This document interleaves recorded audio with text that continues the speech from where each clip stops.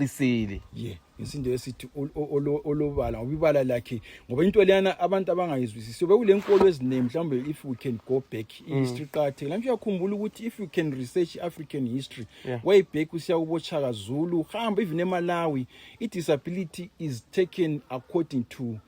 understanding yama different communities like eMalawi bakholwa indlela ethile ngomuntu okhubazekileyo eSenegal bakholwa into ehlukile eTanzania bebebulawa abanye abantu ukholwa ukuthi inyama yabo leyo ngayidla vele akuyabara then eZimbabwe ungabuya back uChaka Zulu wayebulala zabulale ke lemdeni ukuthi umdeni lo uthi awubusisekanga then abanye they will believe ukuthi maybe it was case from God asali kulama biological issues and maybe eAfrica kwakukholwa ukuthi le traditional science nokuthaka lana but ezinye izinto zananzelela ukuthi mina ngathi sembuza abadala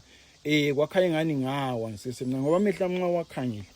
they are okay but ngathi sembuza udokotela kwaqhamuka umthambo wengqondo we cornea the pupils joint to interpret image oyibonayo to the brain because ngathi sembuza khanya ngani ngawe enganani ngimncane ngacha elitsheni phansi but anje ukuthi because of ama cultural beliefs lama perceptions abadala bagcina bekholwa nje izinto eziningi bakhona sesiyabona kwazondwana kwabiya wathandwana mbayimba sebenanzele ukuthi hayi ungabantu lokhu lakho ngabantu. How old were you by then?